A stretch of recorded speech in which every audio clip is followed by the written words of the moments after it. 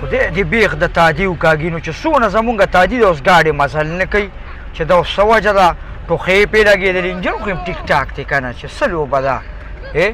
پول اکسلیټر مې ورکړی پول اکسلیټر او سیکل والم رانه مخکې کېږي پته یې نه لګي نو چې پایې جام ده بېرنګ یې مات کړی دی که څه وجه ده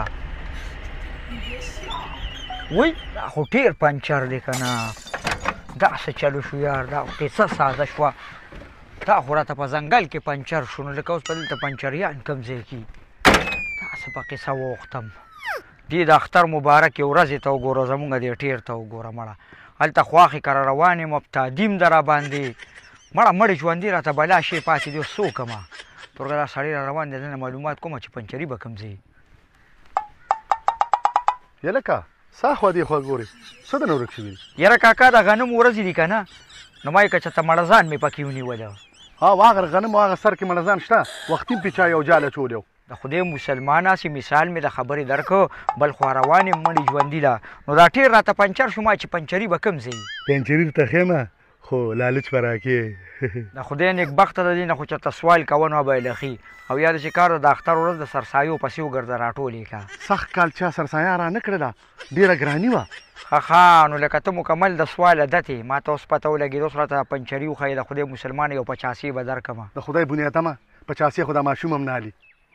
ظالم ما د تا لکه چې 10,000 ته خبر اړولې ده په 10,000 خو دې 15 ټیره کېږي خدای ظالمه ولې دې کې 15 ټیرئ کاکا یو یې سټپني شوه که نه مړه ښه زه راکړه یو 200 روپۍ چې پنچري ته وښیمه دا واله د خدای مسلمانه ستا هم د پیسو نه بغیر نه تېرېږي دا واله 200 روپۍ دا دور د پیسو دی یار پنچري کوم ځای دی اوس هغلته دی کوم ځای نه هغه ته مخامخ دوکان دی مسلمانانو زمونږ د 200 اقربي راغلې وه دا خو دا د مخامخ دی که نه یار اوهو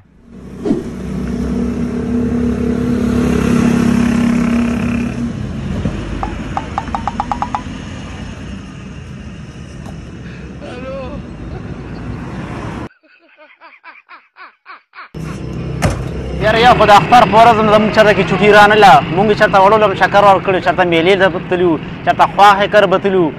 بس د اختر په ورځ ټک ټک ټک او کړنګ کړنګ کړنګ ټک ټک ټک کړنګ کړنګ کړنګ څه چل دی لکه پنچر دی زه به زه خیره څه به وکړو سبا له به لاړ شو بس څه به وکړو یاره شاګرد ده ته راوړه که نه غوزه راوړله السلام علیکم استاذ وعلیکم السلام بخیر علي وروره دا خره چې دا ستا دوکان کولو د خدای مسلمانه زما خوړو چوده او که نه وروره غریبي دوکان هم کولو که څه به وکړو ما په 11 روپۍ مزدوري به وکړو او که نه استاد ما ته پته چې غریب سړی ځکه خو یې دوکان کولو کړی چې اوس په دې کالام کې چکر والي که چې ته مالداره وې دا شکر وکړه چې غریب یې ما له پنچر واچوه څه ولې ستا څه مسله ده زما څه مسله ده علي شاه مې مرستې او سولیا شاه مې مرستې ما چې دلته ته ګاډې کړمه مسله مې څه ده د خدای نیکبخته خو ته پنچر یې چې د پنچرو مسله ده ټیر مې پنچر دی نو تا ته یې په دې اختر کې ډېر پنچر شو اختر کې راته نه دی پنچر شوي د خدای نه ویرېږي راپاسه ګاډي کې راته پنچر شوي ملګرو که دا ویډیو هم خوښه شوي نو دا مخکې شیر کړئ او یو لایک هم ورکړئ